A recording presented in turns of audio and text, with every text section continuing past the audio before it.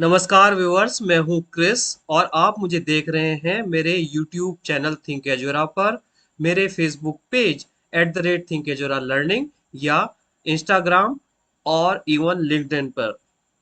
Viewers, मैं आपके सामने एक बार फिर प्रस्तुत हूं अपनी इस सीरीज का दूसरा और आखिरी चैप्टर लेकर, जिसमें हम बात कर रहे हैं मैनेजमेंट और मैनेजमेंट थ्योरीज के ऊपर। तो आइए व्यूअर्स, शुरू करते हैं। हमेशा की तरह हम हैं अपने चैनल के होम पेज पर। यहाँ पर आप हमारे चैनल के विजन, मिशन और गोल स्टेटमेंट के बारे में जान सकते हैं। इसके बाद जैसे है कि हम हमेशा ही देखते हैं और बात करते हैं स्किल फ्रेमवर्क के बारे में, तो मैं आज इसकी डिटेल में नहीं जाऊंगा क्योंकि मैं इस बारे में आपको बता चुका हूं। पर हमारे चैनल पर जितनी भी लर्निंग्स होती हैं वो स्किल फ्रेमवर्क को फॉलो करती हैं, और हमारी कोशिश होती है कि जब हम कॉन्सेप्ट की बात करें, इसके थ्रू हम नॉलेज एक्वायर करते हैं, कुछ टूल्स और टेक्निक्स की बात करते हैं, जिसके थ्रू जब ये दोनों चीज़ें, नॉलेज और उसके साथ उसके प्रोसेस प्रोसीजर्स इंक्लूड हो जाते हैं, तो आपको मिलती है एक स्किल। और इस स्किल को हमारा विजन है, हमारा मिशन है कि आप अपने ज़िंदगी के हर एक हिस्से में यूज कर पाएँ। आइए व्यूअर्स, आगे चलते हैं। जैसे कि आप जानते हैं, ये सीरीज़ है मैनेजमेंट और मैनेजमेंट थ्योरीज़ के बारे में। और जैसे जैसे हम आगे चलेंगे, जो टॉपिक्स मैं कवर कर चुका हूँ पिछले वीडियो में, उसे मैं यहाँ पर दोहराऊँगा नहीं। और अगर और मैं इससे पहले कि मैं व्यूअर्स आगे बढ़ूं, मैं अब आप सभी को धन्यवाद देना चाहता हूं, दिल से बहुत बहुत मुबारकबाद देना चाहता हूं, क्योंकि आप सभी ने इस वीडियो को बहुत सराहा और बहुत अच्छे व्यूज़ आए हैं, बहुत अच्छा वॉच टाइम आया है इस वीडियोस पर, और कुछ बहुत अच्छे कमेंट भी आए हैं, लोगों ने बहुत अप्रिशिएट किया है। तो मैं इसके लिए आप सभी का दिल से धन्यवाद करता हूँ। और जैसा कि हमारा विजन है, हमारा मिशन है आप सभी को कुछ न कुछ स्किल देना, तो मेरी अगर ये वीडियो आपने नहीं देखी है और मेरे चैनल पर पहली बार विजिट कर रहे हैं, तो आप मेरे चैनल को लाइक, शेयर और सब्सक्राइब करें। और इस वीडियो को, इसकी पहली वीडियो जो कि चैप्टर 0 और चैप्टर 1 है, को जाकर पहले ज़रूर देखें और फिर वापस आकर आप इस वीडियो को देखें। उस वीडियो का लिंक मैं आपको डिस्क्रिप्शन और आई बटन में दे दूंगा। आइए व्यूअर्स, आगे चलते हैं। इसमें हमने पहले लेक्चर में यहाँ पर कवर किया था कि मैनेजमेंट को हम एक प्रोसेस के रूप में देखते हैं, और मैनेजमेंट को हम अगर थोड़ा ब्रॉडर व्यू में देखें तो वहाँ पर लीडरशिप, डिसीजन मेकर और the people who uses the economic resources and all. So I will not talk about the details here. You can just go and watch that video there, viewers. आगे चलते हैं।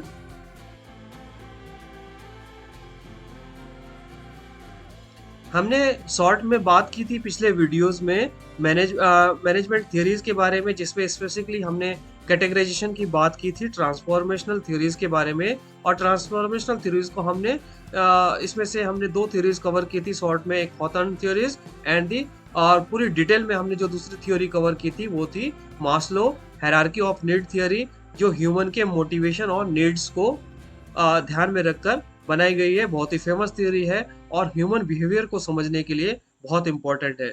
इसके अलावा आज जो इसमें अब यहाँ पर अब 3 कैटेगरीज देख रहे हैं, classical management theory, behavioural management theory और मैनेजमेंट मॉडर्न मैनेजमेंट थ्योरीज। तो ये बाकी की 2 थ्योरीज को हम यहाँ पर कवर करेंगे। इन दोनों की कैटेगरीज में, basically these are the categories, इन कैटेगरीज को यहाँ पर मैं कवर करूंगा। और इन कैटेगरीज में अपनी थ्योरीज हैं, जैसे कि क्लासिकल मैनेजमेंट थियरीज में हमारे पास 3 थियरीज हैं, ब्यूरोक्रेसी थियरी है, एडमिनिस्ट्रेटिव थियरी है, या फिर और साइंटिफिक मैनेजमेंट थियरी है, जिनको अलग अलग ऑथर्स ने दिया है। ब्यूरोक्रेसी वेबर ने दी है, एडमिनिस्ट्रेटिव थियरी एफ.डब्ल्यू. फेयोल ने दी है, management scientific management theory F W. Taylor ने दी है।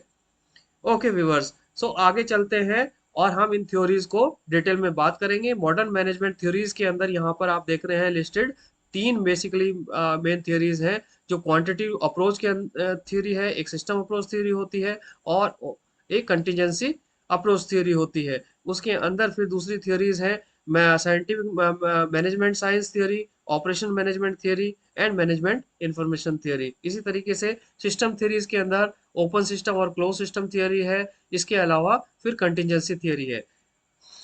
व्यूअर्स मैं आपको यहाँ पर ये चीज बता देता हूँ कि ये जो तीन कैटेगरीज आप यहाँ देख रहे हैं, classical management theory, behavioural management theory और मॉडर्न मैनेजमेंट थ्योरी, इन थियरीज को हम अलग अलग एरा में कंसिडर कर सकते हैं। पहली चीज, जो क्लासिकल मैनेजमेंट थियरीज के अंदर जो जो तीन थियरीज आप यहाँ देख रहे हैं, ये काफी एंशियंट थियरीज हैं, ओल्ड थियरीज हैं। और ये चूंकि हम अगर एंशियंट टाइम में देखें तो हमारी जो इंडस्ट्री होती थी वो प्रोडक्शन बेस्ड इंडस्ट्री होती थी, ना कि सर्विस इंडस्ट्री। जो कि करंट में अगर आप देखेंगे, प्रोडक्शन इंडस्ट्री हमेशा रहेगी, लेकिन वो जो प्राइम फोकस है अभी सर्विसिंग इंडस्ट्री पर है, प्रोडक्शन इंडस्ट्री पर नहीं है करंट सिनेरियो में। लेकिन पहले के समय में, एंशियंट टाइम में, ओल्ड समय में, पुराने समय में ज्यादातर इंडस्ट्री ही फोकस थी, प्रोडक्शन में प्रोडक्शन ही करना होता था। तो ये जो थ्योरीज है क्लासिकल मैनेजमेंट थ्योरीज, ये बेसिकली रिलेटेड है कि किस तरीके से प्रोडक्शन एनवायरनमेंट में हमें एफिशिएंसी का ध्यान रखना होता है, किस तरीके से हमें प्रोडक्शन एनवायरनमेंट में ये ध्यान रखना होता है कि वेस्टेज को कैसे कम से कम किया जाए, वेस्टेज को एलिमिनेट किया जा सके, और किस तरीके से एफिशिएंसीज वहां पर बिल्ड हो। सो क्लासिकल मैनेजमेंट थ्योरीज उस तरीके की बात करती है। इसी में फिर वो कहते हैं कि किस तरह से एडमिनिस्ट्रेशन होना चाहिए, किस तरीके से मैनेजमेंट होना चाहिए। किसी ने कहा साइंटिफिक मैनेजमेंट होना चाहिए, कोई कहते हैं कि एडमिनिस्ट्रेटिव मैनेजमेंट होना चाहिए, आपके जो लीडर्स हैं, जो मैनेजर हैं, उनको एडमिनिस्ट्रेशन का काम करना चाहिए। तो कैसे करना चाहिए, हम इनको इन थ्योरीज में डिटेल्स में पढ़ेंगे। बिहेवियर मैनेजमेंट थ्योरीज को इसमें यहाँ पर मैं कवर नहीं करूंगा इस सेशन में, पिछली वीडियो में कवर हो चुकी हैं। इसके अलावा हम मॉडर्न मैनेजमेंट थ्योरीज की जरूर यहाँ पर बात करेंगे। क्वांटिटेटिव अप्रोच के अंदर जो तीन मैनेजमेंट थ्योरीज हैं, इनके बारे में हम बात करेंगे। सिस्टम अप्रोच को हम समझेंगे, फिर इसमें ओपन सिस्टम और क्लोज सिस्टम को फिर कभी और कवर कर सकते हैं, अगर आज वक्त रहा तो हम कवर कर लेंगे, लेकिन एटलीस्ट हम ये समझेंगे कि सिस्टम अप्रोच किसे कहते हैं। और इसके अलावा बहुत ही इंपॉर्टेंट मॉडर्न मैनेजमेंट थ्योरीज में कॉन्सेप्ट है, जो थ्योरी है वो है आपकी कंटीजेंसी अप्रोच थ्योरी, जिसके अंदर सिचुएशनल थ्योरी आती है।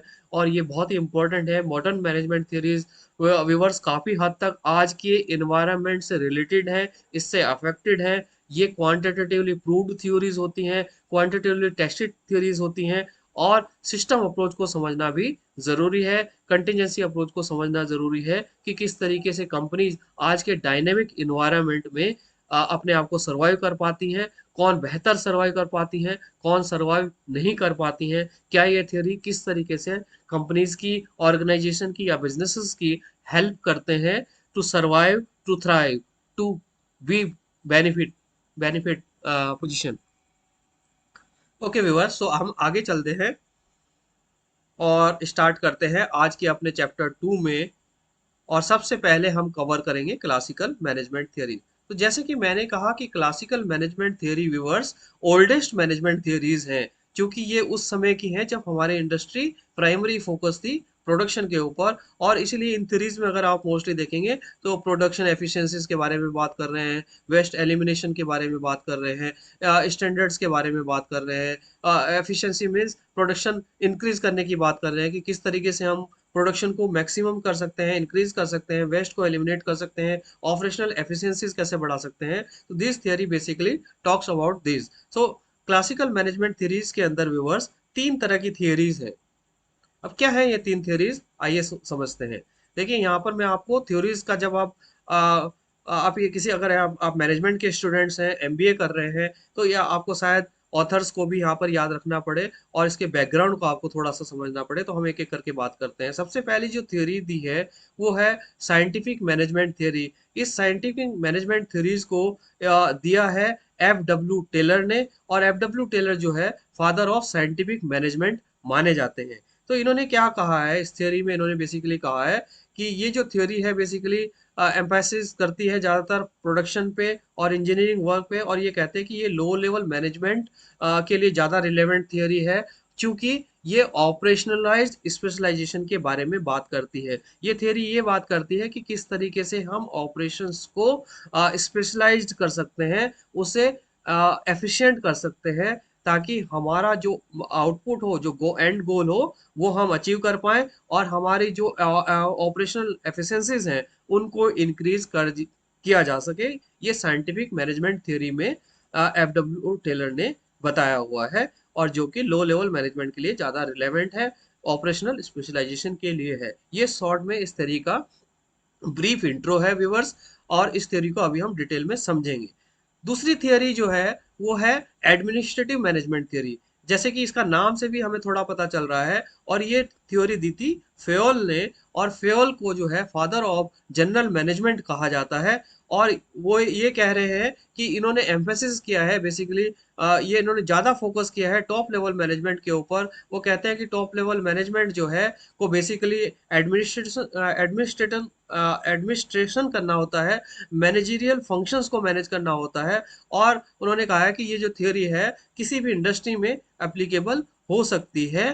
ज़्यादातर ये टॉप लेवल मैनेजमेंट के लिए को उन्होंने एम्फेसिस किया है इसमें, उसकी रिलेवेंस उन्होंने यहाँ पर ज़्यादा बताई है। इसको भी हम डिटेल में अभी कवर करेंगे।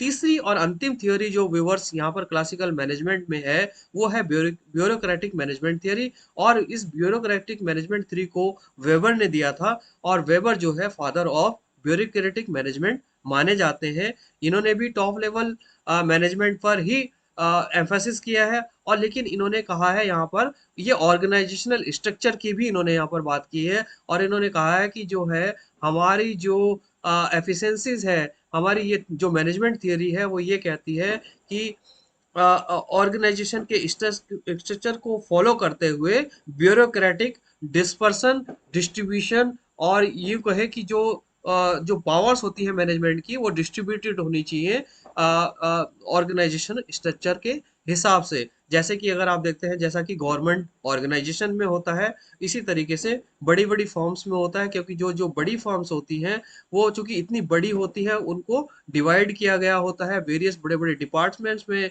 वेरियस वेरियस बड़े बड़े पोर्टफोलियोज में। और एक कंपनी के अंदर बहुत सारे पोर्टफोलियोज होते हैं, हर पोर्टफोलियोज के अंदर डिफरेंट डिपार्टमेंट हो सकते हैं। सो ये कहते हैं कि जिस तरीके से ब्यूरोक्रेटिक मैनेजमेंट होता है, जिस तरह से आप हमारी इंडियन पॉलिटिक्स में देखते हैं, ठीक। इंडियन पॉलिटिक्स में क्या होता है कि लोग पहले चुनाव होते हैं, लोग उसमें वोटिंग करते हैं, उनके कुछ नुमाइंदे चुन के जाते हैं, फिर वो आगे के लोगों को चुनते हैं, फिर वो आगे के लोगों को चुनते हैं। और इस तरीके से लोअर लेवल से लेकर के टॉप लेवल तक का लीडरशिप तैयार होती है इंडियन पॉलिटिक्स में। और टॉप लेवल से फिर वहां पर पॉलिसी प्रोसीजर्स और उनके विजन मिशन बन के आते हैं, जो इनको बाकी लोग फॉलो करते हैं। और यहाँ पर जो पावर्स है वो एट अलग अलग लेवल पर डिस्ट्रीब्यूटेड होती है। तो जो वेबर बात कर रहे हैं वो वेबर इसी बारे में बात करते हैं कि मैनेजमेंट में ऑर्गेनाइजेशन स्ट्रक्चर को ध्यान में रखते हुए ब्यूरोक्रेटिक मैनेजमेंट एप्लीकेबल किया जाना चाहिए। तो आइए व्यूअर्स आगे चलते हैं और इन थ्योरीज को थोड़ा और डिटेल में समझते हैं। सबसे पहले बात करते हैं साइंटिफिक मैनेजमेंट थियरी के बारे में। और ये थियरी चूंकि अर्ली मैनेजमेंट थियरी के ऊपर बेस्ड है, और ये कहता है कि हमें वेस्ट को मिनिमाइज करना है, और हमें रिड्यूसिंग प्रोडक्शन टाइम, कि कितने कम समय में हमें अधिक से अधिक प्रोडक्शन करना है और प्रोडक्शन में कम से कम वेस्ट हो। देखो जब हम कम वेस्ट को कम करने की बात कर रहे हैं तो अल्टीमेटली हम एफिशिएंसी और इफेक्टिवनेस की बात कर रहे हैं, कि किस तरीके से हम अपने प्रोडक्शन में इतने इफेक्टिव हो जाए, इतने एफिशिएंट हो जाए कि वहां पर जो वेस्ट है अगर बिल्कुल ही एलिमिनेट ना हो पाए लेकिन उसको मिनिमाइज किया जाए, और प्रोडक्शन को इतनी तेजी से किया जाए कि उसका जो प्रोडक्शन का जो टाइम है उसको हम कम कर सके। सो व्यूवर्स कैसे कहते हैं ये, क्या क्या क्या कहा इन्होंने कि किस तरीके से ये दोनों चीजें हम कर सकते हैं, कि किस तरीके से प्रोडक्शन में हम प्रोडक्शन टाइम को कम कर सकते हैं और जो वेस्ट है उसको कम कर सकते हैं। तो यहाँ पर फेवल ने जो चार या पांच पॉइंट्स दिए हुए हैं basically for principle of management उन्होंने दिया है। सबसे पहला दिया है, ये देख लेते हैं कि ये फेवल ने ही दिए है। जी, साइंटिफिक मैनेजमेंट थ्योरी आपकी टेलर ने दी है, F W Taylor, sorry. So F W Taylor ने जो ये four principle scientific management theory दी है व्यूअर्स, इसमें वो क्या कह रहे हैं, चार या पांच प्रोसेस का स्टेप्स, या यूं कहें कि उन्होंने प्रिंसिपल्स दिए हैं कि अगर कोई भी इंडस्ट्री, कोई भी प्रोडक्शन इन्वायरमेंट में ये प्रिंसिपल्स को फॉलो करेंगे तो मिनिमाइज वेस्ट मिनिमाइज हो जाएगा, और प्रोडक्शन की जो टाइमिंग है वो कम हो जाएगी, कंट्रोल हो जाएगी। सो क्या कहते हैं टेलर, सुनते हैं। सो टेलर कह रहे हैं यहाँ पर, सबसे पहला पॉइंट या प्रिंसिपल उन्होंने दिया कि science, use science not rule of thumb. वो ये कह रहे हैं यहाँ पर व्यूवर्स कि हमें प्रोडक्शन में साइंस को यूज करना है, नहीं कि rule of thumb. Rule of thumb का मतलब है कोई भी ट्रेडिशनल तरीका अगर चला आ रहा है तो उसे यूज नहीं करना है, हमें साइंटिफिक मेथड्स अप्लाई करने हैं। साइंटिफिक मेथड्स को अप्लाई करने के लिए वो क्या कह रहे हैं कि हमें जो है gather objective data on work, कि जो हमें काम करना है उसका डेटा कलेक्ट करिए, इक्विपमेंट को देखिए, स्टैंडर्डाइज पॉलिसीज और प्रोसीजर बनाइए, साइंटिफिक वे यूज कीजिए, प्रोसीजर को टेस्ट कीजिए, और ऐसे प्रोसीजर बनाइए जो साइंटिफिक हो। ऐसा नहीं है कि जो ट्रेडिशनल में चला आ रहा है उसे ही हम फॉलो करते रहें। अपने प्रोसीजर को, स्टैंडर्ड्स को, पॉलिसीज को एंड इक्विपमेंट्स को साइंटिफिकली सेट कीजिए पहले, और तब आप काम कर सकते हैं। दूसरा जो प्रिंसिपल उन्होंने कहा है वो ये कहा कि जब ये सारी चीजें ठीक हो जाएंगी आपकी, उसके बाद आपने एम्प्लॉयज को साइंटिफिकली ट्रेन करना है। क्या मतलब है साइंटिफिकली ट्रेन करने का? वो कहते हैं कि सबसे पहले तो आपका जो एम्प्लॉय को या वर्कफोर्स को जो आप अपने सेलेक्ट करते हैं या हायर करते हैं अपनी कंपनी में, आपका हायर करने का एक साइंटिफिक वे होना चाहिए, एक असेसमेंट पूरा प्रोसेस होना चाहिए जहां आप एम्प्लॉय की स्किल को असेस कर रहे हैं, उसकी कैपेबिलिटी को असेस कर रहे हैं। फिर इतना ही नहीं, जब आप किसी एम्प्लॉय को देखते हैं कि इसकी स्किल सेट मैच कर रही है, इसमें कैपेबिलिटी है, पोटेंशियल है कि ये एम्प्लॉय बेहतर परफॉर्म कर पाएगा, सिर्फ इतना करने से नहीं होगा, एम्प्लॉय को आपको बेहतर से बेहतर ट्रेनिंग देनी होगी, एम्प्लॉय को ट्रेन करना होगा, उन्हें एजुकेट करना होगा। क्योंकि देखिए ज्यादातर क्या होता है हमारे इंडियन कॉन्टेक्स्ट में अगर हम बात करें तो हमारी जो एजुकेशन है वो थियोरेटिकल होती है। लोगों के पास हो सकता है कि नॉलेज हो परंतु स्किल नहीं हो। जहाँ पे मैं स्किल लैकिंग की बात करता हूँ, जैसे कि हमने अपने स्किल फ्रेमवर्क में भी बताया हुआ है, स्किल तभी आती है जब उससे उससे रिलेटेड आप टूल्स टेक्निक समझते हैं। तो आपने जो एम्प्लॉयज को हायर किया है, हो सकता है वो क्वालिफिकेशन के हिसाब से फिट हो, परंतु वो प्रैक्टिकली आपके काम के लिए अभी फिट नहीं है, तो उसके लिए आपको उनको ट्रेन करना है। उनको आपने डेवलपिंग इन्वायरमेंट देना है, ऐसा इन्वायरमेंट देना है जहां पर एम्प्लॉय ज्यादा से ज्यादा सीख सकें, उनको ट्रेनिंग मिले, और तब वो बेहतर परफॉर्म कर पाए। ये हो गया दूसरा प्रिंसिपल। यानी कि इंटरनल सेटअप पहले साइंटिफिक तरीके से कीजिए, अपना जो टैलेंट आप कर रहे हैं उसको आप ट्रेन कीजिए। पहले तो उसको हायर करते समय देखिए कि आप सही स्किल्स के लिए हायर कर रहे हैं, सही लोगों को हायर कर रहे हैं। उस सिर्फ इतना ही काफी नहीं है, उसके बाद आपने उन्हें ट्रेन करना है, उन्हें उनको ग्रो करना है, राइट। उसके बाद थर्ड प्रिंसिपल जो दिया है वो कहते हैं ensure most efficient way of working are use. देखिए यहाँ पर आज के समय में करंट वर्जन में जब हम अजाइल और डिजाइन थिंकिंग्स वगैरह की बात करते हैं तो यहाँ पर बहुत बात हो रही है न्यू वेज ऑफ वर्किंग की। इन्होंने एफिशिएंट वेज ऑफ वर्किंग कहा है। आजकल जो नया टर्म चल रहा है वो चल रहा है new ways of working. New ways of working क्या है या एफिशिएंट वे ऑफ वर्किंग क्या है? ये डिफरेंट टूल्स भी हो सकते हैं, डिफरेंट प्रोसेस भी हो सकते हैं, लेकिन कहने का अर्थ ये है कि कुछ इस आप जिस तरीके से भी काम कर रहे हैं, न्यू वेज को आपने अपनाना चाहिए। ऐसा नहीं है कि आप जो ट्रेडिशनली करते आ रहे हैं उसी को यूज करते रहे। अगर कुछ अच्छा तरीका है, कोई नई प्रोसेस आ गई है, कोई नया टूल आ गया है, कोई नई टेक्नोलॉजी आ गई है, तो आप उसको अडॉप्ट कर सकते हैं, क्योंकि आप ज्यादा, ताकि वो आपको इनेबल करा। देखिए टेक्नोलॉजी और प्रोसेस क्या करती है, प्रोसेस हमें स्टेप्स बताती है, टेक्नोलॉजी हमें इनेबल करती है उसको फॉलो करने के लिए। अगर आप पुरानी ही टेक्नोलॉजी को लेकर चलते रहेंगे तो हो सकता है कि आप पिछड़ जाए, आप कंपटीशन में नहीं रह पाएंगे। इसीलिए वो कह रहे हैं कि एफिशिएंट वेज ऑफ वर्किंग आपने यूज करना है, यानी कि और न्यू वेज ऑफ वर्किंग आपने यूज करना है। नेक्स्ट प्रिंसिपल जो दिया है उन्होंने वो कहते हैं कि divide the work between manager and workers. देखिए क्योंकि ये थ्योरीज थोड़ी सी ओल्ड है, इसीलिए वो कहते हैं कि जो आप क्योंकि ये प्रोडक्शन एनवायरनमेंट का है तो obviously everybody has some work to do, तो हर किसी को कुछ ना कुछ काम करना होता है। तो यहाँ पर वो कह रहे हैं कि एम्प्लॉय बेसिकली रिस्पॉन्सिबिलिटीज और अकाउंटेबिलिटी की यहाँ पर बात हो रही है। वो कह रहे हैं कि जो काम है उसको आप प्रॉपरली डिवाइड कीजिए कि किसको क्या काम दिया जा रहा है, मैनेजर का क्या काम है, वर्कर्स का क्या काम है, कौन सा वर्कर किस काम को करेगा, कब करेगा, कितना करेगा, ये सारा डिसाइड होना चाहिए। और उसके बाद उन्होंने लास्ट पॉइंट जो यहाँ पे लिखा हुआ है, पे बेस्ड ऑन रिजल्ट। इसका मतलब है ये कहते हैं कि जब आपने अपने रिसोर्सेज को साइंटिफिकली सेट कर लिया, आपने अच्छे एम्प्लॉयज को हायर कर लिया है, स्किल्ड एम्प्लॉयज को हायर कर लिया है, उन्हें आपने ट्रेन भी कर दिया है, फिर आपने न्यू वेज ऑफ वर्किंग या एफिशिएंट वेज ऑफ वर्किंग भी यूज किया है, नए टूल्स एंड टेक्निक्स आप यूज कर रहे हो, नई टेक्नोलॉजी आप यूज कर रहे हो, बेहतर कोलेब्रेशन आप कर रहे हैं, आपने वर्क का जो डिवीजन है वो भी बहुत अच्छे से किया हुआ है, आपने clear role and responsibility define किए हुए हैं, आपने सबके टास्क डिफाइन किए हुए हैं, टाइमलाइन डिफाइन की हुई है, उनके स्टैंडर्ड डिफाइन किए हुए हैं। सो ये सब चीजें जब की हुई है तो आप देखेंगे कि आप बेहतर आउटपुट आपको मिलेगा, आपका वेस्ट नहीं होगा, आपकी एफिशिएंसी ज़्यादा होगी और आप कम समय में अधिक प्रोडक्शन कर पाएंगे। लेकिन इसके बाद इन्होंने लास्ट जो सबसे ज़्यादा एम्फेसिस किया हुआ है वो इस बात पर किया हुआ है कि जब आप अपने ऑब्जेक्टिव मेट कर रहे हैं, एम्प्लॉय परफॉर्म कर रहे हैं, तो आपको जो बेहतर परफॉर्म करने वाले एम्प्लॉयज होते हैं उनको मोटिवेट करने के लिए आपको उन्हें रिवॉर्ड करना चाहिए, उन्हें रिकॉग्नाइज करना चाहिए। होप व्यूवर्स आपको साइंटिफिक मैनेजमेंट थियरी समझ में आ गई होगी। यहाँ पर 4 प्रिंसिपल्स बहुत इजी है समझना। साइंटिफिक वे यूज करने के लिए बोला गया है, साइंटिफिक वे में ही एम्प्लॉय को ट्रेन करने के लिए बोला है। उन्होंने बोला है efficient ways of working use होने चाहिए, new ways of working use होने चाहिए, जो रिस्पॉन्सिबिलिटी अकाउंटेबिलिटी प्रॉपरली डिफाइंड होने चाहिए, और रिवॉर्ड और रिकॉग्निशन जरूर होना चाहिए ताकि एम्प्लॉय मोटिवेटेड रहे। ऐसा नहीं है कि जो एम्प्लॉय बेहतर कर रहा है उसको भी आप उतना ही पे पैकेज दे रहे हैं, उतना उसको भी वही रिवॉर्ड एंड रिकग्निशन मिल रहा है जो एक एवरेज परफॉर्मर को मिल रहा है। सो आपके जो एफिशिएंट जो वर्कर्स हैं वो मोटिवेटेड नहीं होंगे, तो आपको उनको रिवॉर्ड और रिकॉग्नाइज करते रहना है, ये जरूरी है। ये आज के समय में भी रिलेवेंट है व्यूवर्स। आइए व्यूवर्स आगे चलते हैं।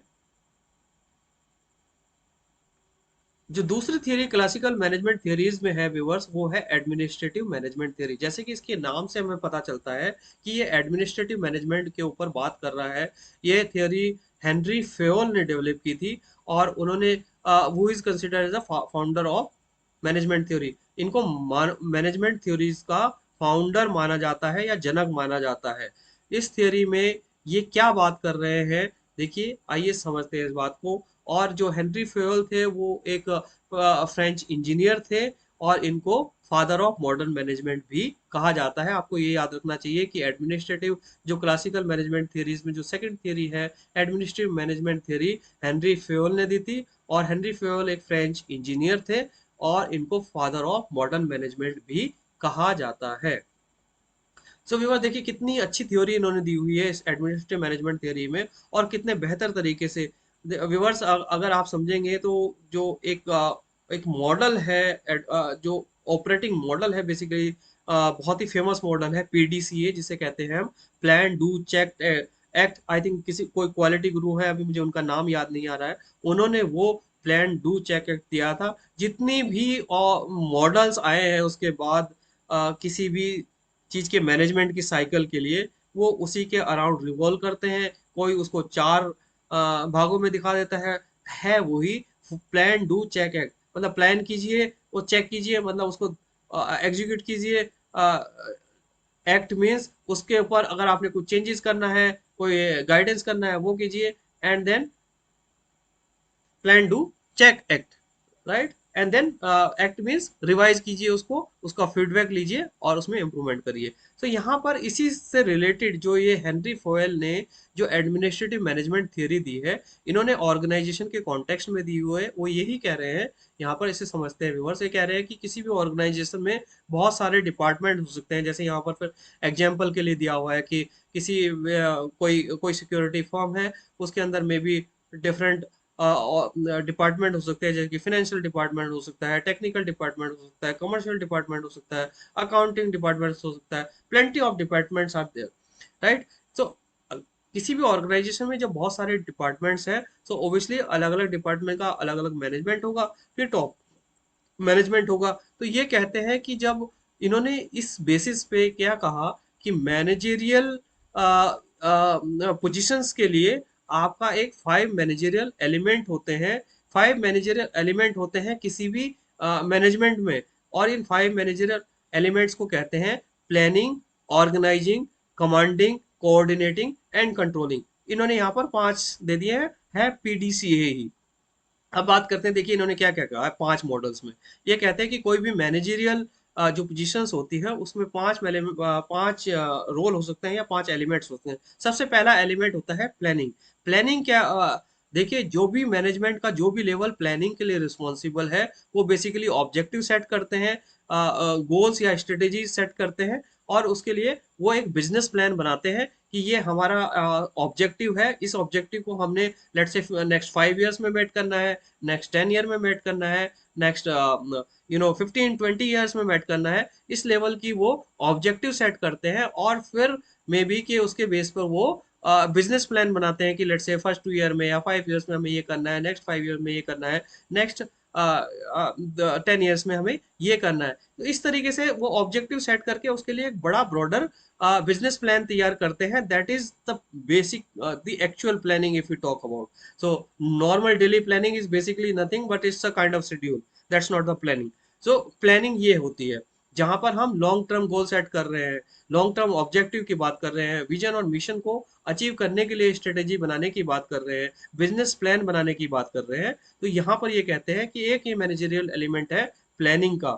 दूसरी बात करते हैं ये ऑर्गेनाइजिंग की। जब प्लानिंग हो जाती है तो फिर उसके ऑर्गेनाइजिंग के लिए एक मैनेजमेंट होता है। क्या करते हैं ये मैनेजमेंट के ये पीपल, ये क्या करते हैं कि उस वर्क को डिवाइड कर देते हैं डिफाइंड टास्क में। यानी कि जो बिजनेस प्लान है वो बिजनेस प्लान एक बहुत ही ब्रॉडर लेवल का प्लान होता है। अब उसको कैसे एग्जीक्यूट किया जाएगा, उसको छोटे छोटे टास्क में या ऑब्जेक्टिव्स में डिवाइड किया जाएगा, और उसके अकॉर्डिंग फिर उन टास्क के लिए पीपल और रिसोर्सेज असाइन किए जाएंगे, उनको रिस्पॉन्सिबिलिटीज दी जाएंगी, उनकी अकाउंटेबिलिटी सेट होगी कि आपको ये टास्क करना है, आपकी ये डेडलाइन है, आपकी ये टाइमलाइन है, आपका ये बजट है, वगैरह वगैरह वगैरह। ये सारी चीजें ऑर्गेनाइजिंग पे कवर होती हैं। ये ऑर्गेनाइजिंग भी एक मैनेजरियल एलिमेंट है, यहाँ पर भी मैनेजर का अपना एक रोल है। तीसरी बात आती है कि जब ये दो स्टेप्स हो गए, थर्ड चीज आती है एग्जीक्यूशन की बात आएगी अब। राइट, हमारा प्लान बन गया, हमने प्लान को सब डिवाइड कर लिया, सब प्लान्स में,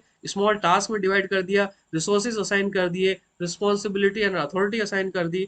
उसके बाद हमें जब एग्जीक्यूशन हो रहा है तो वहां पर आपको कुछ कमांड करना होता है। कमांडिंग मीन्स, कमांड का मतलब कमांड नहीं है यहाँ पर, देखिए गिविंग इंस्ट्रक्शन की बात है, आपकी डेलीगेशन की बात है कि आपको किसी को काम डेलीगेट करना है, किसी को कुछ इंस्ट्रक्शंस देनी है, कोऑर्डिनेशन करना है, कोलैबोरेशन करना है, और कम्युनिकेशन करना है। इसको अगर मैं थोड़ा सा और एलेबोरेटेड लैंग्वेज में बात करूं तो यहाँ पर कम्युनिकेशन की बात है, यहाँ पर कोलेब्रेशन की बात है, यहाँ पर डेलीगेशन की बात है कि किसी जब एग्जीक्यूशन हो रहा होता है तो बहुत सारा कम्युनिकेशन, बहुत सारा कोऑर्डिनेशन, बहुत सारी कमांडिंग इंस्ट्रक्शंस आपको देनी होती है। तो ये सारी चीजें कमांडिंग में आती हैं। इसके बाद आ जाती है कोऑर्डिनेटिंग में। कोऑर्डिनेटिंग में ये कहते हैं हार्मोनाइज एक्टिविटीज। देखिए जब कोऑर्डिनेटिंग की बात होती है, क्योंकि जब यहाँ पर बात कर रहे हैं कि ऑर्गेनाइजेशन में बहुत सारे डिपार्टमेंट हैं, और किसी भी ऐसा नहीं है कि एक टास्क एक ही डिपार्टमेंट का होगा, हो सकता है उस टास्क को पूरे करने के लिए आपको 4 डिपार्टमेंट्स की आवश्यकता हो सकता है कि वेरियस डिपार्टमेंट्स उसमें इन्वॉल्व हो, वेरियस आपके पार्टनर्स इन्वॉल्व हो, वेंडर्स इन्वॉल्व हो। सो उसके लिए बहुत सारा कोऑर्डिनेशन की जरूरत होती है, बहुत कम्युनिकेशन की जरूरत होती है, ताकि वो एलिमेंट्स आपस में कोऑर्डिनेटेड वे में काम कर पाए, और आपके एंड ऑब्जेक्टिव की तरफ आप बढ़ रहे हो, और आपका जो एफर्ट हो वो राइट डायरेक्शन में हो। ऐसा नहीं है कि एक जो सभी लोग अपने अपने साइलों में काम कर रहे हैं, और जब आपका फाइनल की बात आती है, उसको उसको इंटीग्रेट करने की बात होती है, तो पता चलता है कि वो इंटीग्रेशन के काबिल ही नहीं है। तो चीजों को कोऑर्डिनेट करना होता है, देखना होता है कि हार्मोनाइज में काम कर रहे हैं सब लोग, को एक दूसरे का अपडेट रहे, कौन किस स्टेज में कहाँ पर किसका क्या इन्वॉल्वमेंट है, कहाँ से कौन सी चीजें कोरिलेट करेंगी, इंटर रिलेट करेंगी, इंटीग्रेट करेंगी। इन चीजों का काम कोऑर्डिनेशन में होता है। इसके बाद व्यूअर्स बात आती है पांचवा और आखिरी जो मैनेजरियल एलिमेंट है, वो है कंट्रोलिंग। देखिए कंट्रोलिंग में क्या है, क्योंकि जब टारगेट सेट किए गए हैं, शेड्यूल सेट किए गए हैं, रोल रिस्पॉन्सिबिलिटी सेट की गई हैं, रिसोर्सेज असाइन किए गए हैं, अकाउंटेबिलिटी सेट की गई है, तो यहाँ पर कंट्रोलिंग में ये देखा जाता है कि जो आपके रिसोर्सेज हैं वो सही तरीके से यूज हो रहे हो। यहाँ पर ये देखा जाता है कि आपका जो टारगेट है, या जो आपके जो माइलस्टोन सेट किए गए हैं आपने during the journey of that final outcome, those milestones are meeting और नॉट मीटिंग। राइट, आप अपने बजट में चल रहे हो या ओवर बजट चल रहे हो, एक्स्ट्रा स्पेंडिंग में चल रहे हो या with in the budget spending में चल रहे हो। तो ये सारी चीजें यहाँ पर कंट्रोलिंग में देखी जाती हैं, और जहां पर भी आपको मैनेजमेंट को लगता है कि यहाँ पर इंटरफेयर की जरूरत है, इसको कंट्रोल करने की जरूरत है, डायरेक्शन को चेंज करने की जरूरत है, आउट ऑफ द पाथ तो नहीं जा रहे हैं, ऑब्जेक्टिव से दूर तो नहीं हो रहे हैं, या जो हमारा एंड ऑब्जेक्टिव है वो उसकी क्वालिटी मेट हो रही है कि नहीं, उसकी डेडलाइन मेट हो रही है कि नहीं, हमारे माइलस्टोन अचीव हो रहे हैं कि नहीं, हम ओवर बजट तो नहीं हो जा रहे। इन सारी चीजों को कंट्रोलिंग में देखा जाता है व्यूअर्स। सो बेसिकली बड़ी अच्छी थ्योरी है एडमिनिस्ट्रेटिव थ्योरी, कि उन्होंने कहा है कि जो मैनेजरियल के जो फाइव मैनेज किसी भी मैनेजरियल रोल में जो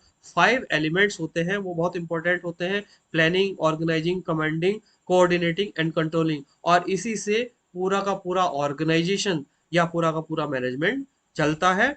और विवर्स, जैसे कि यहाँ पर साइकिल दिखाई गई है, प्लानिंग है, ऑर्गेनाइजिंग है, कमांडिंग है, कोऑर्डिनेटिंग एंड कंट्रोलिंग है। और इस तरीके से किसी भी ऑर्गेनाइजेशन में, चाहे वो प्रोडक्शन इंडस्ट्री हो, आपकी सर्विस इंडस्ट्री हो या कोई और इंडस्ट्री हो, उसको हम मैनेज कर सकते हैं। और इस जो मैनेजमेंट एडमिनिस्ट्रेटिव मैनेजमेंट मॉडल से आप मैनेजमेंट को बेहतर समझ सकते हैं व्यूअर्स। आशा करता हूँ आपको दोनों थ्योरीज, साइंटिफिक मैनेजमेंट थ्योरी और एडमिनिस्ट्रेटिव मैनेजमेंट थ्योरीज समझ में आ गई होंगी, इनकी बैकग्राउंड आपको मिल गई होगी। आइए व्यूअर्स थोड़ा सा आगे चलते हैं। यहाँ पर एडमिनिस्ट्रेटिव मैनेजमेंट थियरी की जब बात कर रहे थे हम, यहाँ पर इन्होंने कुछ और पॉइंट्स दिए हुए हैं। हेनरी फेयोल ने 14 प्रिंसिपल्स भी दिए हुए हैं। हेनरी फेयोल ने जब बात की है एडमिनिस्ट्रेटिव मैनेजमेंट थियरीज की, अभी हमने इसके पांचों कंपोनेंट्स को समझ लिया, पांचों मैनेजरियल एलिमेंट्स को समझ लिया व्यूअर। यहाँ पर फेयोल बात कर रहे हैं 14 प्रिंसिपल्स ऑफ मैनेजमेंट। ये कहते हैं कि जो वो 5 मैनेजरियल एलिमेंट हैं वो तो किसी भी मैनेजमेंट में होते ही हैं, लेकिन इसके अलावा बेहतर मैनेजमेंट के लिए, बेहतर एडमिनिस्ट्रेशन के लिए 14 प्रिंसिपल ऑफ मैनेजमेंट भी फॉलो किए जाने चाहिए। क्या है ये 14 प्रिंसिपल्स ऑफ फेयर्स? आइए पढ़ते हैं, बहुत इंपॉर्टेंट है ये प्रिंसिपल्स। सबसे पहली बात है यहाँ पे स्पेशलाइजेशन ऑफ लेबर। देखिए, स्पेशलाइजेशन लेबर ऑफ लेबर का जो प्रिंसिपल फेयोल ने दिया, यहाँ पर उनका मतलब ये था कि हमें जो है जिस तरीके का वर्क है, उसी स्किल के एम्प्लॉय को, उसी स्किल के रिसोर्सेज को, उसी क्वालिटी के रिसोर्सेज को, उसी स्पेशलिटी के रिसोर्स को उससे एसोसिएट करना चाहिए, उसकी रिस्पॉन्सिबिलिटी उसको देनी चाहिए, उसकी अकाउंटेबिलिटी उसी से होनी चाहिए। तो ये कह रहे हैं कि स्पेशलाइजेशन ऑफ लेबर होना चाहिए, यानी कि जिस तरीके की स्किल हमें चाहिए उसी तरीके की स्किल की लेबर आपके पास होनी चाहिए। वर्कफोर्स, लेबर से मतलब यहाँ पर लेबर नहीं है, वर्कफोर्स से मतलब है, रिसोर्सेज से मतलब है। स्पेशलाइजेशन ऑफ लेबर या रिसोर्सेज कह सकते हैं। दूसरी बात आती है अथॉरिटी की। देखिए, इन्होंने कहा है कि जब हम मैनेजमेंट की बात करते हैं तो मैनेजमेंट के पास अथॉरिटी होती है। अथॉरिटी का क्या मतलब होता है कि देखिए, मैनेजर है तो मैनेजर इंस्ट्रक्शन दे सकता है, मैनेजर आपको ऑर्डर दे सकता है, मैनेजर किसी को काम को ना करने के लिए कह सकता है, किसी काम को करने के लिए कह सकता है, किसी काम को किसी निश्चित समय में करने के लिए कह सकता है। क्योंकि ये जो पावर है उसके पास, जो इंस्ट्रक्शन देने की पावर है, या यूं कहें आज की समय में लीडरशिप में उसे हम इन्फ्लुएंस कहते हैं, कि रादर देन ऑर्डर न देके, इंस्ट्रक्शन न देके इन्फ्लुएंस किया जाए, कि ताकि वो जो एम्प्लॉयज है वो मोटिवेट रहे उसी डायरेक्शन में काम करने की जिस डायरेक्शन में काम करना है। परंतु अथॉरिटी का अपना एक अलग महत्व होता है। जब अथॉरिटी होती है तो उसकी बात लोग सुनते हैं, और उन्हें अथॉरिटी से ये पावर मिलती है कि वो इंस्ट्रक्शन दे पाए, ऑर्डर दे पाए। यहाँ पर अथॉरिटी का ये मतलब है। ओके, जबकि यहाँ पर देखिए एक पॉइंट इसमें बहुत जरूरी है। यहाँ पर उन्होंने लिखा है कि along with authority however goes responsibility. देखिए कितनी अच्छी बात फेवल ने यहाँ पर कही है कि मैनेजर के पास अथॉरिटी होती है, वो ऑर्डर दे सकते हैं, वो इंस्ट्रक्शन दे सकते हैं, वो गाइड कर सकते हैं। परंतु ध्यान रखने की बात ये है कि अथॉरिटी के साथ साथ उनके पास रिस्पॉन्सिबिलिटीज भी होती है, जिम्मेदारी भी होती है। उन्होंने अपने रिसोर्सेज का ध्यान रखना है, अपने एम्प्लॉयज का ध्यान रखना है, अपने प्रोडक्शंस का जो भी इन्वायरमेंट है, जो कल्चर है, उसको भी उन्होंने ध्यान में रखना है। उसकी जिम्मेदारी भी मैनेजर के ऊपर ही होती है। तीसरा जो प्रिंसिपल उन्होंने कहा है डिसिप्लिन के बारे में। डिसिप्लिन में क्या कहते हैं फेयोल? ये कहते हैं कि देखिए, जब आपने एक ऐसा सिस्टम बनाया हुआ है कि मैनेजर के पास अथॉरिटी है, तो उस अथॉरिटी से जब वो कोई ऑर्डर देगा या कोई इंस्ट्रक्शन देगा या किसी को गाइड करेगा, तो एम्प्लॉय जो आपका जो कल्चर है उस तरीका का सपोर्ट होना चाहिए। यानी कि आपके वहां पे डिसिप्लिन कुछ इस तरीके से होना चाहिए कि जो मैनेजर की बात या ऑर्डर्स को वो सुने और उसके हिसाब से वो काम करें। तो यही बात उन्होंने यहाँ पर कही है कि जैसे रूल और रेगुलेशन है, प्रोसेस बने हुए हैं, स्टैंडर्ड ऑपरेटिंग प्रोसीजर बने हुए हैं, या कोई और गाइडलाइन आ जाती है, कोई चेंज ऑफ प्लान आ जाता है और मैनेजर उसे कम्युनिकेट करता है एम्प्लॉयज को कि इसको ऐसे नहीं करके अब ऐसे करना है, ये बजट इतना नहीं, ये हो गया है, इसको हमें इतने में करना है। तो इस तरह की चीजें जो होती हैं वो आपके डिसिप्लिन में आती हैं। तो वो कहते हैं कि जो है आपके ऑर्गेनाइजेशन में डिसिप्लिन होना चाहिए, कोई इंस्ट्रक्शन आ रही है, कोई गाइडेंस अगर आ रही है, सो एम्प्लॉय को उन्हें फॉलो करना होना चाहिए, उन्हें मानना चाहिए। उसके बाद आ जाती है unity of direction. Unity of direction में भी यही कहते हैं कि मैनेजमेंट में जो है, इस चूंकि ये उस पुराना थोड़ी सी एंसिनियंट प्रिंसिपल है व्यूवर्स, तो इस तरीके से ये कहते हैं कि जो डायरेक्शन है वो should be a organisation should have a single plan of action. तो वो कह रहे हैं कि देखिए, होता तो है किसी भी ऑर्गेनाइजेशन का जो ऑब्जेक्टिव होता है वो तो ब्रॉडर ऑब्जेक्टिव तो सेम ही होता है, विजन हो सकता है एक हो, लेकिन उस विजन तक पहुंचने के लिए डिफरेंट ऑब्जेक्टिव हो सकते हैं। आज के समय में जिस तरह से आज के समय में जो एनवायरनमेंट है, जो ऑर्गेनाइजेशन है, वो किसी एक चीज पर फोकस नहीं है, बहुत सारी चीजें एक सेम ऑर्गेनाइजेशन कर रहा है, सर्वाइवल काफी मुश्किल है। डायनेमिक्स है, कंपनीज कंपनीज अपने रोल्स को, अपने विजन और मिशंस को भी चेंज कर रही हैं, क्योंकि इतना ज्यादा डायनेमिक और मैट्रिक्स एनवायरनमेंट है। तो इस समय में शायद ये प्रिंसिपल लागू न हो, परंतु उनके कहने का मतलब है यूनिटी ऑफ डायरेक्शन से समझने की जरूरत यहाँ पर यह है कि देखिए, जो यूनिटी ऑफ डायरेक्शन इस तरीके से होना चाहिए कि सभी रिसोर्सेज, किसी कंपनी के, ऑर्गेनाइजेशन के या बिजनेस के जो भी रिसोर्सेज हैं, वो सभी उसी डायरेक्शन में काम करें, ताकि हम कंपनी के या बिजनेस के ऑब्जेक्टिव को मेट कर पाए। यूनिटी ऑफ डायरेक्शन की बात यहाँ पर इस संदर्भ में है। देखिए, अब बात करते हैं आगे, सबऑर्डिनेशन ऑफ इंडिविजुअल इंटरेस्ट। यहाँ पर देखिए, इसने ये कहा है कि चूंकि कंपनीज बड़ी होती हैं, डिफरेंट ऑर्गेनाइजेशंस होते हैं, अलग अलग पार्ट्स होते हैं, डिफरेंट यूनिट्स होती हैं, सबके अपने अपने टारगेट्स होते हैं, सबके अपने अपने ऑब्जेक्टिव्स होते हैं, परंतु वो ये कह रहे हैं कि सबऑर्डिनेशन ऑफ इंडिविजुअल इंटरेस्ट, इसका मतलब ये है, वो ये कह रहे हैं कि डिपार्टमेंट्स के अलग अलग ऑब्जेक्टिव्स और इंटरेस्ट हो सकते हैं, परंतु सभी को इन इन पर्सनल इंटरेस्ट को भुलाकर कंपनी के कॉमन ऑब्जेक्टिव, कॉमन गोल पर मेन फोकस होना चाहिए। ऐसा नहीं कि कोई डिपार्टमेंट कह रहा है कि नहीं, जैसे कि कह रहा है कि कंप्लायंस डिपार्टमेंट कह रहा है कि बस कंप्लायंस मेट हो जाए तो हमें इससे और कुछ नहीं, हमारा काम है कंप्लायंस करना। नहीं, क्योंकि ऑर्गेनाइजेशन का ऑब्जेक्टिव कुछ और है, ऑर्गेनाइजेशन का ऑब्जेक्टिव कंप्लायंस रहना तो है ही, कंप्लायंस तो रहना ही होगा, राइट, नॉन कंप्लायंस नहीं हो सकते। अगर आपको कोई रूल और रेगुलेशन फॉलो करना है वो आप कराओगे, लेकिन उस रूल और रेगुलेशन को फॉलो करते हुए अगर आपने प्रोडक्शन टारगेट मेट करना है तो आपने प्रोडक्शन को भी समझना है कि किस तरीके से आपने प्रोडक्शन को सपोर्ट करना है कि वो कंप्लायंट रहते हुए अपने ऑब्जेक्टिव को मेट कर पाए। इसी तरीके से मार्केटिंग डिपार्टमेंट है या सेल्स डिपार्टमेंट है, सेल्स डिपार्टमेंट को अपना सेल्स का टारगेट देखना है, लेकिन उसे सिर्फ सेल्स ही करनी ही नहीं है, कंप्लेंट्री लेकर करनी है, राइट, कोई फॉल्स प्रैक्टिसेस यूज नहीं करनी है, कोई फॉल्स स्ट्रेटेजी, कोई फॉल्स एडवर्टीजमेंट नहीं करना है। तो जो भी चीजें हैं, देखिए, ब्रॉडर लेवल पे सोचनी है। तो यहाँ पर कहने का मतलब इनका जो है सबऑर्डिनेशन ऑफ इंडिविजुअल इंटरेस्ट, उसका मतलब ये है कि जो जो आपका जो डिफरेंट डिपार्टमेंट्स के जो अपने अपने इंटरेस्ट है, जो अपने अपने टारगेट्स हैं, जो अपने अपनी स्ट्रेटेजी है, वो अपनी जगह है, परंतु ओवरऑल सबको एक कंपनी के या बिजनेस के ओवरऑल ऑब्जेक्टिव पर फोकस करना है, rather than focusing on individual. So इसका ये मतलब है व्यूअर्स। अगली बात आ जाती है रिन्यूमरेशन की। रिन्यूमरेशन में ये कहता है, देखिए, बहुत अच्छी बात कही है फेवल ने यहाँ पर, कि वर्कर्स को आपको फेयर रिन्यूमरेशन, यानी कि रिन्यूमरेशन का मतलब होता है सैलरी या होनोरोरियम की बात हो रही है यहाँ पर, या कॉम्पनसेशन की बात हो रही है। तो आप इसे सैलरी कहें, कॉम्पनसेशन कहें, होनोरोरियम कहें, रेम्यूनरेशन कहें, जिसे हम हिंदी में तो हम क्या कहेंगे, पे कहते हैं। तो अगर पे की बात हो रही तो वो ये कह रहे हैं कि रेन्यूमरेशन जो है वो फेयर होना चाहिए। ऐसा नहीं है कि एक ही रोल में आप एक एम्प्लॉय को कुछ और पे कर रहे हैं, दूसरे एम्प्लॉय को आप कुछ और पे कर रहे हैं, या मेल को कुछ अलग आप सैलरी दे रहे हैं, फीमेल को आप अलग सैलरी दे रहे हैं। हालांकि आज के समय में ये डिवर्सिटी का जो बात हो रही है वो बहुत बड़ी हो रही है, इक्वल पे की बात हो रही है, तो इसी तरीके की इक्वल पे की बात ही बेसिकली ये कर रहे हैं यहाँ पर फेयोल। देखिए, कितने पुराने समय में उन्होंने इस बात की कि आप इक्वल पे की बात नहीं की, इन्होंने फेयर पे की बात करी है कि अंडर पे नहीं होना चाहिए। हो सकता है कोई जॉब है कि जिसके लिए आपको जो है 50,000 रुपये सैलरी देनी चाहिए, लेकिन आपने एम्प्लॉय आपको 30,000 पे मिल गए तो आपने 30,000 पे काम कर रहे हैं। वो ये कह रहे हैं, ये नहीं कह रहे हैं, वो कह रहे हैं कि अगर कोई आपने आपने स्टैंडर्ड सेट करिए, इस रोल के लिए इतना पेमेंट होना चाहिए, तो उस तरीके से आप फेयरली पे करिए एम्प्लॉयज को, ताकि वो भी सेटिस्फाइड रहे। उसके बाद आ जाती है सेंट्रलाइजेशन की बात, एक इन्होंने प्रिंसिपल दिया। ये क्या कह रहे हैं यहाँ पर, the term refers to the degree to which subordinates are involve in decision making. ये कह रहे हैं कि देखिए सेंट्रलाइजेशन होना चाहिए, यानी कि आपका सेंट्रलाइजेशन का क्या मतलब हो, एक सेंटर पॉइंट है जहां से सारे के सारे आपकी कमांड हो रही है, जहाँ सारे के सारे ऑब्जेक्टिव्स, सारे के सारे इंस्ट्रक्शंस आपके फॉलो होने चाहिए। वो कह रहे हैं कि सेंट्रलाइजेशन होना चाहिए, डिस्ट्रीब्यूशन नहीं होना चाहिए। तो ये कह रहे हैं कि देखिए ये बात कर रहे हैं यूनिटी ऑफ डायरेक्शन की बात कर रहे थे, यूनिटी ऑफ कमांड की बात कर रहे हैं। तो इसी तरह से ये सेंट्रलाइजेशन के फेवर में थे। ये कहते हैं कि सेंट्रलाइजेशन होना चाहिए, डिसेंट्रलाइजेशन नहीं होना चाहिए। ये कह रहे हैं बात, अगला प्रिंसिपल इन्होंने दिया है स्केलर चेन का, यानी लाइन ऑफ अथॉरिटी की बात कर रहे हैं।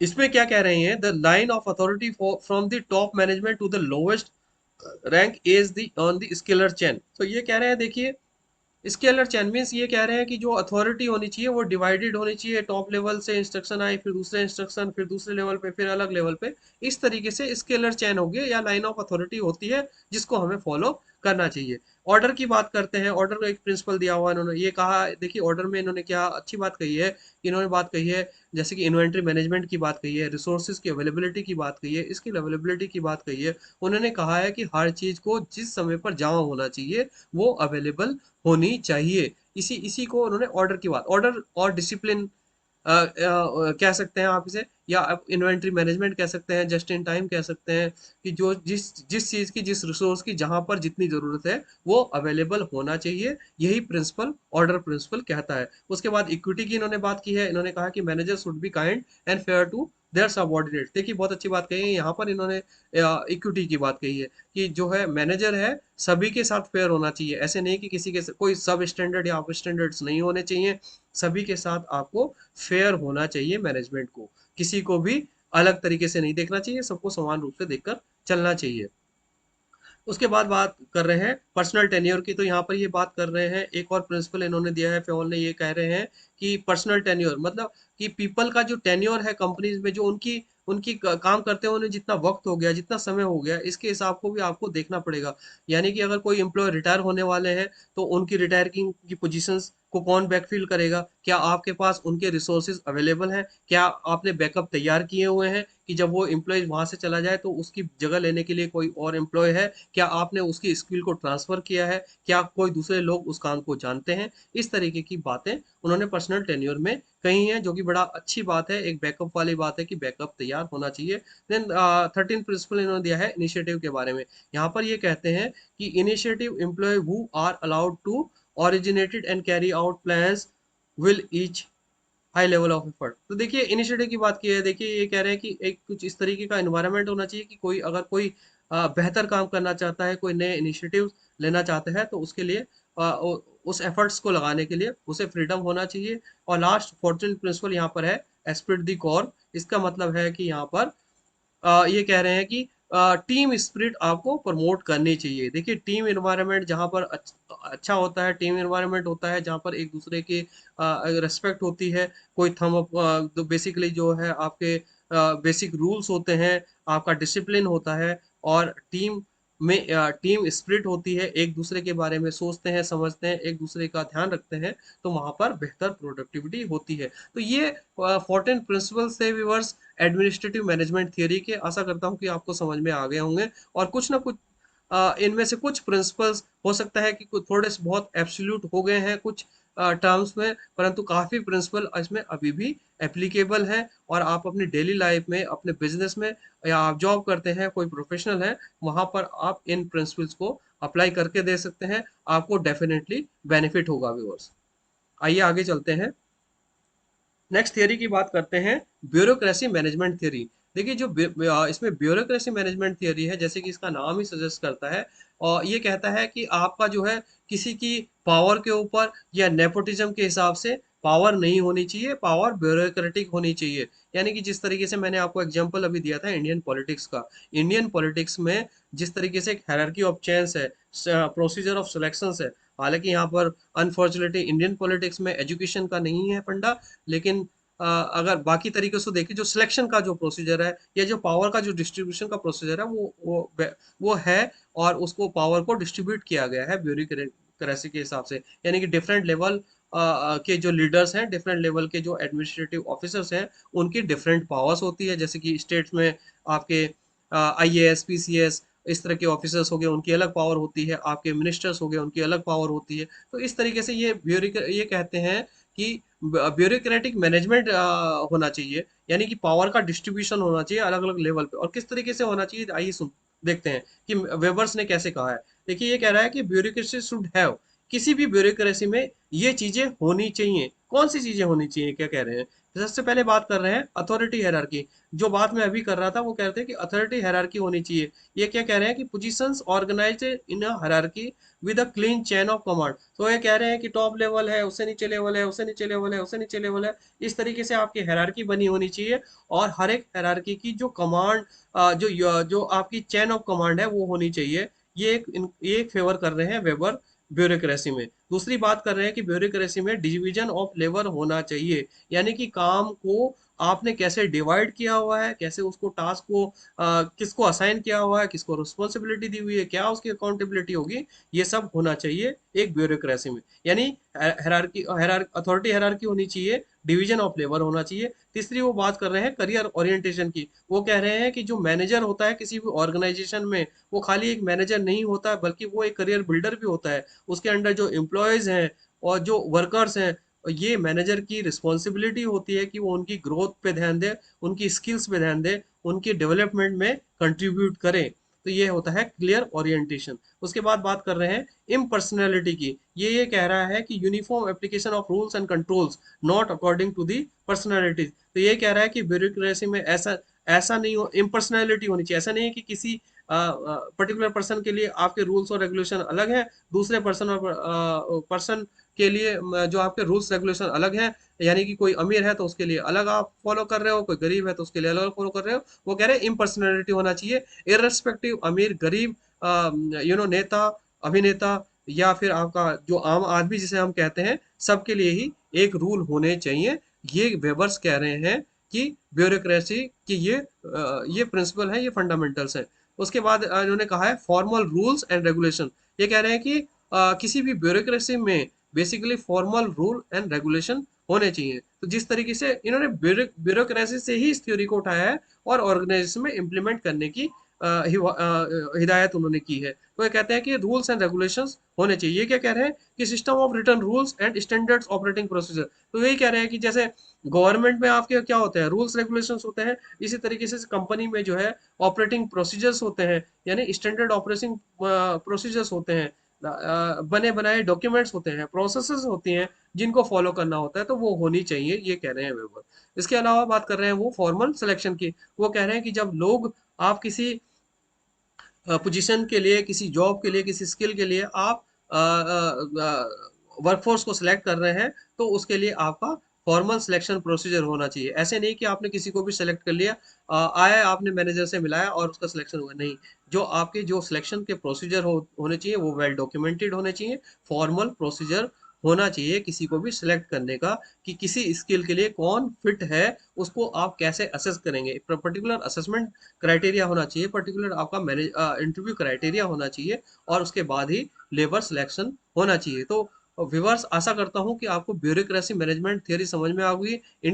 आप पॉलिटिक्स को समझिए कि पॉलिटिक्स में किस तरीके से होता है। उसी तरीके से उन्होंने कहा कि एक कंपनी में, एक ऑर्गेनाइजेशन में, एक बिजनेस में किस तरीके से ब्यूरोक्रेसी होनी चाहिए। यानी वो कह रहे हैं कि अथॉरिटी हायरार्की होनी चाहिए, डिवीजन ऑफ लेबर होना चाहिए, करियर ओरिएंटेशन होना चाहिए, इम्पर्सनैलिटी होनी चाहिए। जिस तरीके से लॉ सबके लिए बराबर होता है, इस तरह से कंपनी में भी रूल्स सभी के लिए बराबर होने चाहिए। वो कह रहे हैं फॉर्मल रूल एंड रेगुलेशन जिस तरीके से ब्यूरोक्रेसी में होते हैं, उसी तरीके से किसी कंपनी या ऑर्गेनाइजेशन में स्टैंडर्ड ऑपरेटिंग प्रोसीजर होने चाहिए, प्रोसेस होने चाहिए, कंप्लायंस रूल्स होने चाहिए। इसी तरीके से वो फॉर्मल सिलेक्शन की बात कर रहे हैं कि जिस तरह से ब्यूरोक्रेसी में जैसे देखिए लीडर्स चुन कर आते हैं, राइट, इलेक्शंस होते हैं, ये ऑल होते हैं। अब वो इलेक्शंस फेयर हो रहे हैं नहीं हो रहे हैं उसमें हम नहीं जाएंगे, लेकिन हम ये बात कर रहे हैं कि एक प्रोसीजर बना हुआ है। तो इसी तरीके से वो कह रहे हैं कि किसी कंपनी में भी जब आप किसी एम्प्लॉय को सिलेक्ट करते हैं, तो एक फॉर्मल प्रोसीजर के थ्रू ही उसका सिलेक्शन होना चाहिए। तो व्यूअर्स, आशा करता हूँ कि आपको ब्यूरोक्रेसी मैनेजमेंट थियरी समझ में आ गई होगी।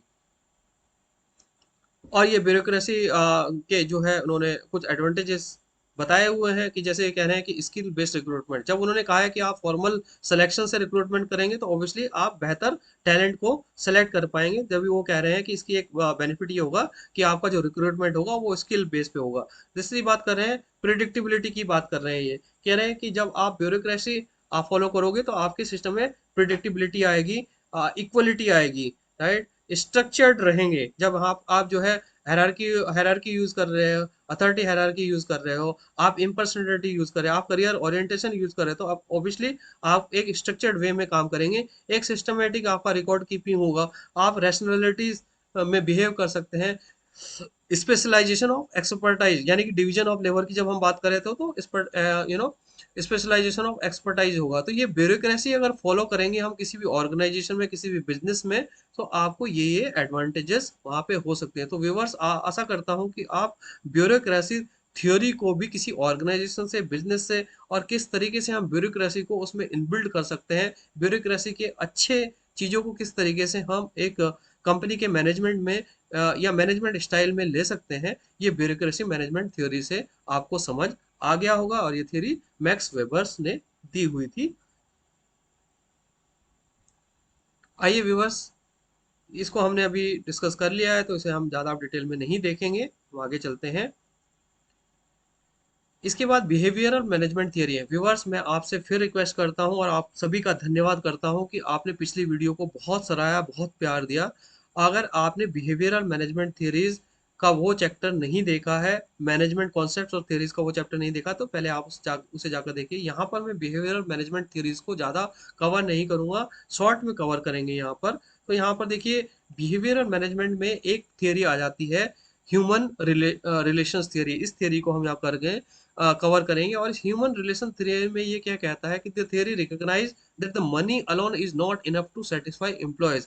ये कहते हैं कि जब भी देखिए, जब हम ह्यूमन बिहेवियर की बात कर रहे हैं तो ये बहुत टेडियस हो जाता है। कोई रिसोर्स होता है वो नॉन लिविंग थिंग होती है, उसके अंदर इमोशंस नहीं है, राइट। लेकिन जब हम यहाँ पर ह्यूमन रिसोर्स के ऊपर बात कर रहे हैं तो बिहेवियर और मैनेजमेंट थियरीज बहुत इंपॉर्टेंट हो जाती हैं, क्योंकि उनकी एक्सपेक्ट खाली एक ह्यूमन रिसोर्स एलिमेंट की तरह नहीं है, एक रिसोर्स की तरह नहीं है, क्योंकि उसमें इमोशनल कंपोनेंट जुड़ा हुआ है, उसमें सेंसिबिलिटी है, वो नॉलेज है, उसमें सोच समझने की पावर है। सो इंसान को या ह्यूमन को डील करने के आपके डेफिनेटली डिफरेंट तरीके होंगे। तो यहाँ पर एक थियरी आ जाती है इसमें, थियरी एक्स एंड वाई। इस थियरी एक्स एंड वाई को डगलस मैकडर्न ने दिया था। और ये बात करते हैं, देखिए थोड़ी सी इंसिडेंट एंशियंट थियरी है, ओल्ड थियरी है, तो थोड़ा सा इसमें एक थियरी देखिए, दो थियरी है इसमें, theory X and theory Y. तो थियरी एक्स कहती है कि ह्यूमन को वो कुछ इस तरीके से ट्रीट करती है कि ह्यूमन का जो पर्सपेक्टिव वो निगेटिव होता है।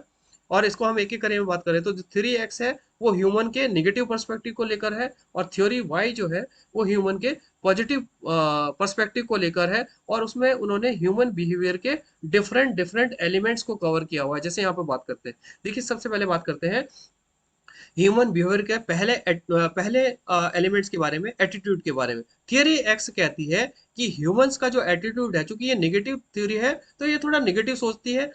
थ्योरी वाई पॉजिटिव थ्योरी है, वो पॉजिटिव सोचती है। लेकिन ये आपको ये समझना है कि अगर आपका इन्वायरमेंट थियरी एक्स के अकॉर्डिंग सूट कर रहा है तो थियरी एक्स के अकॉर्डिंग आप एक्शंस लेंगे। लेकिन अगर आपके ऑर्गेनाइजेशन का इन्वायरमेंट बेटर है, पॉजिटिव है, तो आप थ्योरी वाई के अकॉर्डिंग एक्शंस लेंगे, उस तरीके से मैनेजमेंट करेंगे। इस तरीके से हमें समझना है। तो देखिए बात करते हैं सबसे पहले स्पेस के बारे में, एटीट्यूड यानी ह्यूमन बिहेवियर एटीट्यूड के बारे में। थ्योरी एक्स कहती है कि लोग काम करना पसंद नहीं करते, लोगों को काम करना अच्छा नहीं लगता, वे उसे अवॉइड करना चाहते हैं, डिले करना चाहते हैं, वे नहीं चाहते कि उन्हें काम करना पड़े। ये थ्योरी एक्स कहती है। थियरी वैक्स एटीट्यूड के बारे में क्या कहती है? नहीं, वो कहती है कि नहीं, लोगों को काम करना अच्छा लगता है, वे काम करना चाहते हैं और वे काम को एंजॉय करते हैं।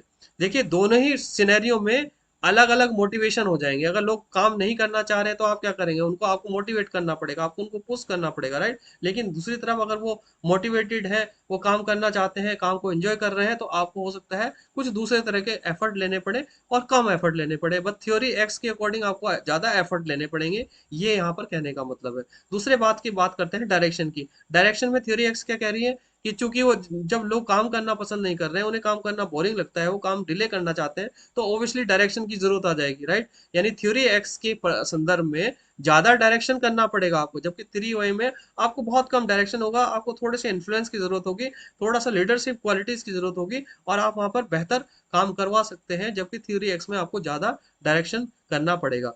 था उसका नेक्स्ट कंपोनेंट आ जाता है रिस्पॉन्सिबिलिटी। ऑब्वियसली जब हम थ्योरी एक्स की बात करें तो ये कहते हैं कि रिस्पॉन्सिबिलिटी लोग निभाना नहीं चाहते, तो आपको उन रिस्पॉन्सिबिलिटीज को उन्हें बार बार याद दिलाना पड़ेगा, उन रिस्पॉन्सिबिलिटीज के लिए बार बार उन्हें डायरेक्ट करना पड़ेगा, बार बार उन्हें ऑर्डर करना पड़ेगा, इंस्ट्रक्शन देनी पड़ेगी कि आपका ये काम है, आपने ये करना है, अब तक करना है, तब तक करना है, ये आपकी टाइम लाइन है, ये डेडलाइन है, बार बार आपको उन्हें पुश करना पड़ेगा, उनकी रिस्पॉन्सिबिलिटीज को याद दिलाना पड़ेगा। जबकि आपकी वाई थियरी में जहां पे लोग काम करना चाहते हैं, काम को एंजॉय करते हैं, तो वो थ्राइव ऑन रिस्पॉन्सिबिलिटी, वो अब उनको जो रिस्पॉन्सिबिलिटी दी जाएगी वो बहुत आसानी से उसको करेंगे। तो यहाँ पर उनको रिस्पॉन्सिबिलिटीज के लिए आपको उनको बार बार याद नहीं दिलाना पड़ेगा, आपको बार बार उनके फॉलो ऑफ नहीं करना पड़ेगा, आपको उनको ज्यादा डायरेक्ट नहीं करना पड़ेगा। तो यहाँ सारी चीजों में आपने देखा है, तो ये एक तरह से ऑर्गेनाइजेशन के बिहेवियर को, बेसिकली ह्यूमन के बिहेवियर को ऑर्गेनाइजेशन से जोड़कर देख रहा है, मैनेजमेंट से जोड़कर देख रहा है, और ये बता रहा है कि अगर आप थियरी एक्स के इन्वायरमेंट में है तो आपको क्या ज्यादा करना पड़ेगा, आपके उसके एटीट्यूड को मोटिवेट करना पड़ेगा, डायरेक्शन ज्यादा करना पड़ेगा, रिस्पॉन्सिबिलिटीज के लिए बार बार पुश करना होगा, मोटिवेशन। अब यहाँ पर जो फोर्थ कंपोनेंट है मोटिवेशन, ऑब्वियसली जब लोग काम नहीं करना चाहते, बोर हो जाते हैं, काम को डिले करना चाहते हैं, तो ऑब्वियसली आपको क्या करना पड़ेगा एज ए मैनेजमेंट पीपल, आपको ज्यादा मोटिवेशन करना पड़ेगा। देखिए यहाँ पर ये क्या कह रहे हैं, जो मोटिवेशन, किस तरह का मोटिवेशन होता है थियरी एक्स में, ये कहते हैं कि लोग जो है मोटिवेटेड तो होते हैं, लेकिन वो फियर्स है, जैसे वो लगता है कि यार मेरी जॉब ना चला जाए, उनको ये लगता है कि मुझे पैसा कम मिल रहा है, वो ये कहते हैं कि मुझे काम में सिक्योरिटी नहीं है, वो इस तरीके से मोटिवेट होते हैं, यानी निगेटिवली उनको मोटिवेशन है, लेकिन किस तरह का, फियर का मोटिवेशन है, लैक ऑफ मनी का मोटिवेशन है, जॉब सिक्योरिटी या कम होने का मोटिवेशन है, यानी कि वो निगेटिवली मोटिवेटेड है, तो वो अच्छा परफॉर्म नहीं कर पाएंगे। वाइल की जब थियरी एक्स कहती है कि नहीं, लोग मोटिवेटेड होते हैं, उनको उनकी कुछ डिजायर्स होते हैं, सेल्फ डेवलपमेंट होती है कि वो अपने आप को बेहतर करना चाहते हैं, और वो कंट्रीब्यूट करना चाहते हैं अपने जॉब से ज्यादा बढ़कर, तो वो फुल्ली मोटिवेटेड होते हैं, पॉजिटिवली मोटिवेटेड होते हैं। जबकि थियरी एक्स में पीपल मोटिवेटेड होते हैं, लेकिन डिफरेंटली होते हैं वो, और उनकी परफॉर्मेंस डाउन होती जाएगी, क्योंकि वो फियर में है, वो वो लैक ऑफ मनी सोचते हैं, वो सोचते हैं कि सिक्योरिटी नहीं है, तो इस तरीके से। फिर लास्ट कंपोनेंट यहाँ पर क्रिएटिविटी की बात है। क्रिएटिविटी में क्या कह रहे हैं डगलस, ये कह रहे हैं एक्स थ्री में कह रहे हैं कि लिटिल क्रिएटिव, क्योंकि ये लोग जो बोर हैं, ये काम करना नहीं चाहते, काम को टालना चाहते हैं, ये इस तरह की थ्योरी मान के चलता है ह्यूमन बिहेवियर की। तो वो कहता है कि इस हिसाब से लोग जो है क्रिएटिव नहीं होते हैं, लोग जो है जो है रूल्स, जब तक उन्हें रूल्स नहीं दिखाया जाए तब तक वो कुछ नहीं करते हैं, इस तरीके का ये ह्यूमन नेचर को मान के चलते हैं। तो ये कहते हैं कि क्रिएटिव तो ये लोग होते नहीं, ये इस हिसाब से लोग क्रिएटिव ज्यादा नहीं होते। जबकि थियरी वाई क्या कहती है, थियरी वाई कहते हैं कि पीपल बहुत ज्यादा क्रिएटिव होते हैं, और उनको जब रिकग्निशन और अपॉर्चुनिटी दी जाए तो बहुत ही अधिक क्रिएटिव वो हो जाते हैं। अगर आपको सिर्फ उन्हें रिकग्नाइज करना है, मोटिवेट करना है, अपॉर्चुनिटी देनी है, और वो क्रिएटिव हो जाएंगे। जबकि यहाँ पर ये कह रहे हैं कि ये लोग क्रिएटिव नहीं होते, उनके आपको रूल्स ही फॉलो कराने होंगे, तभी वो काम करेंगे, तभी वो क्रिएटिव हो पाएंगे। तो आशा करता हूँ व्यूअर्स, यहाँ पर आपको बिहेवियरल मैनेजमेंट थियरीज के अंदर ह्यूमन रिलेशन थियरी समझ में आ गई है। एक रिलेशन है निगेटिव चीजों को लेकर, एक एटीट्यूड, एक चीज है दूसरी जो पॉजिटिविटी को लेकर, और इसके लिए हमने जो है एटीट्यूड को, डायरेक्शन को, रिस्पॉन्सिबिलिटी को, मोटिवेशन को और क्रिएटिविटी को कंपेयर किया है, कि अगर आप थियरी एक्स इन्वायरमेंट में है तो आप मैनेजमेंट को क्या ज्यादा एफर्ट करने होंगे, अगर थियरी वाई में है तो कितने कम और किस तरीके के एफर्ट लेने होंगे, ये आपको क्लियर हो जाता है। इसके अलावा behavioral, इसमें दूसरी जो है आपकी जो है बिहेवियरल साइंस थियरी में मास्लो हायरार्की थियरी आती है। मास्लो हायरार्की थियरी को मैंने पिछले लेक्चर में पूरे डिटेल में, बहुत कंप्लीटली, बहुत डिटेल में, एक एक लेवल को बहुत ही ज़्यादा डिटेल में कवर किया है, इसलिए मैं इसे यहाँ पर कवर नहीं कर रहा हूँ व्यूअर्स, मैं स्किप कर रहा हूँ। और आपने अगर मेरा पहला वाला वीडियो नहीं देखा है तो आपको लिंक डिस्क्रिप्शन में मिल जाएगा, आई बटन में मिल जाएगा। मैं चाहूँगा कि आप वो वीडियो ज़रूर देखें, उसे लोगों ने बहुत पसंद किया है, आप सभी ने बहुत प्यार दिया है। आइए अब बात करते हैं अंतिम थियरीज के बारे में, जो है मॉडर्न मैनेजमेंट थियरी। देखिए जैसे ये कहती है मॉडर्न मैनेजमेंट थियरीज का आज के समय में ऑर्गेनाइजेशंस में बहुत ज़्यादा, बिजनेसेस में बहुत ज़्यादा रिलेवेंस है, क्योंकि ये थियरीज रिसेंट है, मॉडर्न है, तो ये ज़्यादातर डेटा, फैक्ट्स और इन सब के ऊपर बेस्ड है, स्टैटिक्स के ऊपर बेस्ड है। Modern management theory might use statics to measure performance and encourage cross functional cooperation. चूंकि मैट्रिक्स एनवायरनमेंट है तो क्रॉस फंक्शनल कोऑपरेशन की बात करती हैं, स्टैटिक्स की बात करती हैं टू मेजर परफॉर्मेंस की। तो इसमें बेसिकली हमारे पास तीन थियरीज आती हैं। सबसे पहली थियरीज है क्वांटिटेटिव थियरी। इस थियरी को वर्ल्ड वॉर टू में डिवाइस किया गया था, जहां पर रिसोर्सेज की ऑब्वियसली कमी थी और रिसोर्सेज को जो है पीपल, मटेरियल और सिस्टम्स के रूप में बेहतर यूटिलाइज करना था। तो उन्होंने सोचा कि किस तरीके से रिसोर्सेज को यूज किया जाए ताकि मैक्सिमम आउटपुट मिल सके। यहाँ से क्वांटिटेटिव थ्योरी का जन्म हुआ व्यूअर्स। अब देखिए क्वांटिटेटिव थ्योरी में किस तरह के कॉन्सेप्ट को फॉलो करती है। देखिए ये कहते हैं कि किसी भी प्रॉब्लम को सॉल्व करने के लिए हमें एक अप्रोच को यूज करना होता है। क्या हो सकती है वो अप्रोच किसी भी प्रॉब्लम के लिए? सबसे पहली चीज वो कह रहे हैं कि गोल क्या है आपका। सबसे पहले आप ये देखिए कि आपको क्या अचीव करना है, आपका ऑब्जेक्टिव क्या है। जब आपके पास आपका ऑब्जेक्टिव है, आपका गोल है, तो फिर आप देखिए कि इस ऑब्जेक्टिव को जब आप अचीव करना चाहते हैं या प्लान कर रहे हैं, तो क्या क्या प्रॉब्लम आ सकती हैं, क्या क्या बोटलनेक्स आ सकती हैं, क्या क्या दिक्कतें आपको आ सकती हैं इस ऑब्जेक्टिव को पूरा करने के लिए। ऑब्वियसली आपको कुछ एनालाइज करना होगा, राइट। तो इसको आप जब एनालाइज करेंगे कि ये गोल है मेरा, मुझे इस गोल तक पहुंचना है, इस ऑब्जेक्टिव तक पहुंचना है, परंतु जब मैं इस ऑब्जेक्टिव की तरफ चलूंगा या मैं इसको प्लान करूंगा या एग्जीक्यूट करूंगा, तो मुझे क्या क्या दिक्कतें, क्या क्या प्रॉब्लम आ सकती हैं, उन्हें आइडेंटिफाई करिए।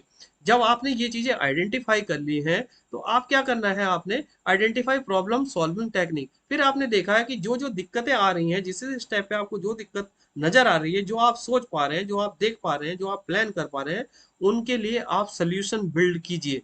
उन सोल्यूशन को कैसे बिल्ड कर सकते हैं? देखिए अगर कॉम्प्लेक्स प्रॉब्लम है, मैथमेटिकल प्रॉब्लम है, तो आप मैथमेटिकल मॉडल्स यूज होंगे, डेटा यूज होगा, आप एआई के यूज कर सकते हैं, आप वेरियस एप्लीकेशन सॉफ्टवेयर यूज कर सकते हैं, वेरियस क्वांटिटेटिव मॉडल्स यूज कर सकते हैं डेटा को एनालाइज करने के लिए। तो ये कह रहे हैं कि वो आजकल में जो कंपनीज हैं वो बहुत सारे मैथमेटिकल मॉडल्स यूज करते हैं मार्केट डेटा को एनालाइज करने के लिए, इंटरनल डेटा को एनालाइज करने के लिए, ट्रेंड्स को एनालाइज करने के लिए, सोशल मीडिया ट्रेंड्स को एनालाइज करने के लिए वेरियस टेक्निक्स हैं। ये सारी की सारी टेक्निक्स जो है आपकी क्वांटिटेटिव थ्योरी में कवर्स होती है। वो कहते हैं कि आपकी जो प्रॉब्लम्स है, आपने जब आइडेंटिफाई उसको करने की कोशिश कर रहे हैं, तो आप उसके क्वांटम को, प्रॉब्लम क्या है उसको देखने के लिए, और प्रॉब्लम के क्वांटम। देखिए दो चीजें हैं, एक है प्रॉब्लम को आइडेंटिफाई करना, दूसरा प्रॉब्लम कितनी बड़ी है। एक तो है कि प्रॉब्लम है, अब प्रॉब्लम है ठीक है, लेकिन प्रॉब्लम बड़ी है, छोटी है, कैसी है, वो शेवर है या उसकी उसकी जो सेवरिटी है वो हाई है, मीडियम है, लो है, वो कितनी रिस्की है,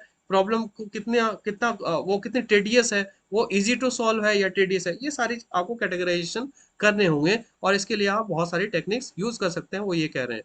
जब आप इन प्रॉब्लम को आपने आइडेंटिफाई कर लिया, इनको आपने कैटेगराइज कर लिया है, उसके बाद आपने इनके सोल्यूशंस डिजाइन करने हैं।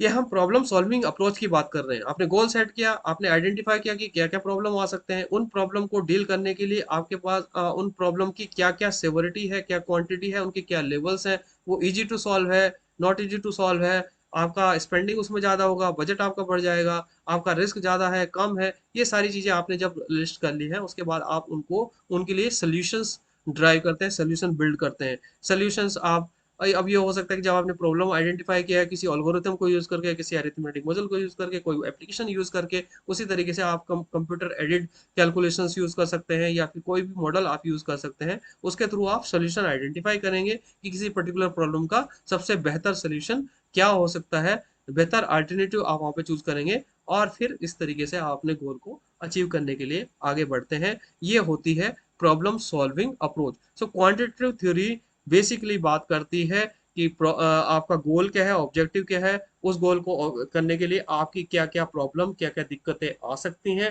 उन दिक्कतों की क्या लेवल है, क्या उनका उनका क्या कैटेगराइजेशन है, उनकी क्या लेवल है, उन्हें आप सेट करेंगे। उसके बाद आप अकॉर्डिंगली उनके सोल्यूशंस डिजाइन करेंगे और फिर आप अपने गोल को अटेंड करने के लिए आगे बढ़ेंगे और अपने गोल को अटेंड करेंगे। ये है problem solving approach modern management theory में, क्वांटिटेटिव थ्योरी के अंदर। इसके बाद बात करते हैं व्यूअर्स, मॉडर्न मैनेजमेंट में दूसरी थियरी आती है सिस्टम थियरी। देखिए ये कहती है, बड़ी आसान थियरी है लेकिन इसको समझना बहुत जरूरी है, बहुत काम की थ्योरी है। देखिए ये कहता है मॉडर्न मैनेजमेंट ये कहता है कि जो आपका जो मैनेजमेंट है या जो ऑर्गेनाइजेशन है वो पूरा का पूरा एक सिस्टम है। और सिस्टम क्या होता है? सिस्टम वो होता है जिसमें इंटरडिलेटेड कंपोनेंट होते हैं, यानी डिफरेंट डिफरेंट कंपोनेंट काम कर रहे होते हैं, परंतु वो एक ही ऑब्जेक्टिव के लिए काम कर रहे होते हैं, तभी सिस्टम बनता है, राइट? सो ये कह रही है, तो सिस्टम थियरी इस बिल्कुल उसी चीज को डिपेक्ट करती है। जैसे यहाँ पर ये आपने डायग्राम देख रहे हैं, ये कह रहे हैं कि जैसे सिस्टम अप्रोच में क्या होता है, आपका इनपुट है, इनपुट आपका रिसोर्सेज भी आ रहे हैं, आपके मेथड्स आ रहे हैं, प्रोसेस आ रहे हैं, पॉलिसी आ रही है, टेक्नोलॉजी आ रहे हैं, ह्यूमन रिसोर्स आ रहा है, सारे रिसोर्सेज मिलकर कुछ काम कर रहे हैं, कुछ ट्रांसफॉर्मेशन कर रहे हैं, और उससे कोई आउटपुट जनरेट हो रहा है। उस आउटपुट को जनरेट करने के लिए फिर वो एनालाइज ले रहे हैं, मार्केट में वो जा रहा है, प्रोडक्ट सेल हो रहा है, सर्विस दी जा रही है, आपको फिर फीडबैक मिल रहा है, फिर आप उसमें इंप्रूवमेंट कर रहे हैं। इस तरीके का ऑर्गेनाइजेशन का किसी का भी एक सिस्टम होता है, चाहे वो प्रोडक्शन इंडस्ट्री हो, सर्विस इंडस्ट्री हो, एक चेन होती है, राइट? सो उस चेन में ये कह रहे हैं कि देखिए जो मैनेजमेंट है वो वो सिस्टम का पार्ट है, और आपको मैनेजमेंट को एक सिस्टम की तरह, एक ऑर्गेनाइजेशन को एक सिस्टम की तरह देखना होगा। ऐसा नहीं है कि अलग अलग डिपार्टमेंट या अलग अलग कंपोनेंट किसी मशीनरी के अलग अलग काम कर रहे हैं और आप उसको एज अ होल नहीं देखेंगे। अगर आप उसको एज अ होल नहीं देखेंगे तो आप अपने ऑब्जेक्टिव को मेट नहीं कर पाएंगे। तो मॉडर्न मैनेजमेंट थ्योरी बिलीव करती है कि मैनेजमेंट को, ऑर्गेनाइजेशन को एक सिस्टम की तरह देखना है। इस तरीके से देखना है कि उसके सारे के सारे कंपोनेंट अलग अलग तो काम कर रहे हैं, परंतु वो एक कॉमन ऑब्जेक्टिव के लिए, कॉमन गोल के लिए काम कर रहे हैं, और उनको उस चीज को ध्यान में रखना है, सिस्टम अप्रोच को ध्यान में रखना है। देखिए यहाँ पर एक तरह से देखते हैं, जैसे किसी ऑर्गेनाइजेशन में के स्ट्रक्चर को हम कैसे समझ सकते हैं? किसी स्ट्रक्चर से आप ले सकते हो कि उसकी प्लानिंग क्या है, उसका डेवलपिंग गोल्स क्या है, उसके रिसोर्सेज क्या क्या है, उनका किस तरीके का मार्केट में क्या प्रेजेंस है। ये एक ऑर्गेनाइजेशन का स्ट्रक्चर हो गया। रिव्यू में क्या क्या चीजें आ सकती है कि जैसे वो किस तरीके के मोनेटाइजेशन करते हैं, क्या उनके एवोल्यूशन सिस्टम्स कैसे हैं, to to which enables the organization to evidence change affected by participations। देखिए स्ट्रक्चर हो गया, रिव्यू प्रोसेस हो गया, प्रैक्टिसेस होगी। प्रैक्टिसेस में क्या आ सकते हैं आपके कि वे ऑफ वर्किंग क्या है, किसी ऑर्गेनाइजेशन में किस तरीके से काम होता है, उनके क्या मेथड्स हैं, उनकी क्या स्किल्स, क्या नॉलेज है, वो किस तरीके के एनवायरनमेंट में काम करते हैं,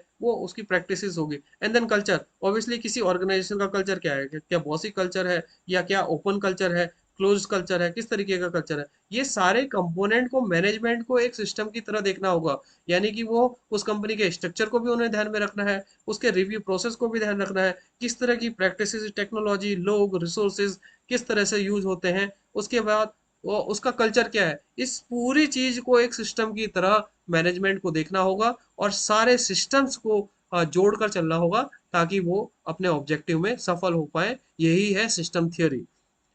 इसको मैंने बहुत सिंपल तरीके से यहाँ समझाया है, हालांकि ये काफी कॉम्प्लिकेटेड है जब हम बात एग्जीक्यूशन की करते हैं, क्योंकि इसमें इंटर रिलेशन की बात आती है, इंटीग्रेशन की बात आती है। तो इंटीग्रेशन एक बहुत जरूरी है कि कंपोनेंट्स हैं, बस उन कंपोनेंट्स को आपने इंटीग्रेट करना है, एक सिस्टम की तरह लेकर चलना है। इसके बाद जो लास्ट थ्योरी आती है, और सिस्टम में जो थ्योरीज हैं, ओपन सिस्टम और क्लोज सिस्टम, उसकी कभी हम फिर बात करेंगे, आज लंबा लेक्चर हो जाएगा। तो कंटीजेंसी थ्योरी को डिस्कस करके क्लोज करते हैं।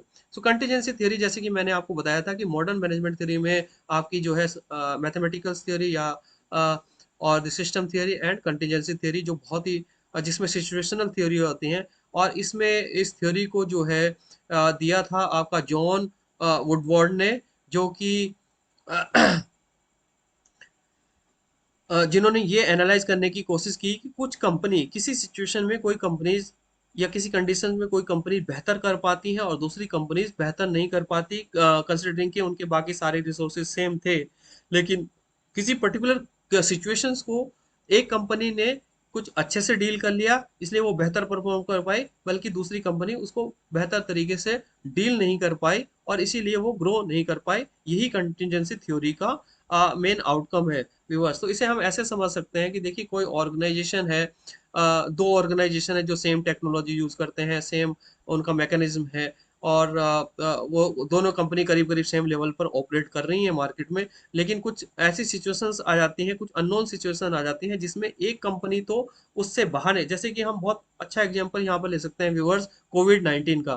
देखिए कोविड 19 में क्या हुआ, बहुत सारी कंपनीज बर्बाद हो गई, बहुत सारी कंपनीज सर्वाइव नहीं कर पाई। और इस कोविड के टाइम में जो आईटी कंपनीज थी, ज्यादातर आईटी कंपनीज सर्वाइवल रही, बल्कि उन्होंने इस कोरोना काल में ज्यादातर बेनिफिट लिए और उन्होंने अपने टेक्नोलॉजी को कई गुना बढ़ा दिया। जबकि कुछ ऐसी टेक्नोलॉजी कंपनीज भी हैं जो ट्रेडिशनल टेक्नोलॉजी को तो यूज कर रही थी, बट वो अपनी टेक्नोलॉजी को इतना एडवांस नहीं कर पाई, इतना आगे नहीं बढ़ पाई, और उनका बिजनेस वहां पर डाउन हो गया। तो यही एक कंटीजेंसी थ्योरी है जो बात करती है कि एक कंपनी जो दूसरी कंपनी से बेहतर कर पाती है उसके क्या रीजन होते हैं। उसमें व्यूवर्स यहाँ पे इस स्ट्रक्चर में हम समझ सकते हैं। देखिए, इन्होंने बात करी कि एक कंपनी में कोई टेक्नोलॉजी है, उसका अपना एक इन्वायरमेंट है, उसका अपना एक स्ट्रक्चर है, उसका उसमें एक अपना मैनेजमेंट है। इसी तरीके से कंपनी देखिए डिवाइड करके रखती है कि अपना नॉन रूटीन टेक्नोलॉजी भी यूज करती है, अनसर्टेन इन्वायरमेंट के लिए भी एक वो प्रोविजन करके रखती है, वो इन्फॉर्मेशन जो उसकी इंटरनल होती है उसको मैनेज करती है, वो कंटीजेंसी प्लानिंग करती है, वो अननोन को प्लान करती है, आने वाली सिचुएशंस के लिए वो फोरकास्ट करती है, उसके लिए बजटिंग करती है, कंटीजेंसी रखती है। तो वो बेहतर उससे उभर पाते हैं। अगर कोई ऐसी अननोन सिचुएशन आ जाती है तो उनकी चूंकि प्लानिंग रहती है, वो तैयार रहते हैं, तो वो बेहतर कर पाती हैं। तो कंटीजेंसी थियरी एक सिचुएशनल सिचुएशनल थियरी का क्या मतलब है, सिचुएशंस की बात कर रही है, राइट? कि कुछ ऐसी सिचुएशंस अगर आ जाती हैं जो मे बी के प्लान में नहीं थी, मे बी के नॉर्मल नहीं थी, कोई अलग अननोन सिचुएशन आ गई, कोई अननोन रिस्क आ गया, तो उसको कैसे डील करना है कुछ कंपनीज उसको प्लान नहीं करती हैं। इसी वजह से वो बेहतर नहीं कर पाती हैं, जबकि दूसरी कंपनीज बेहतर कर पाती हैं और आगे बढ़ जाती हैं। तो यही कंटीजेंसी या सिचुएशनल थ्योरी का एसेंस है व्यूअर्स। सो आशा करता हूं कि आपको आज चीजें समझ में आ गई हैं।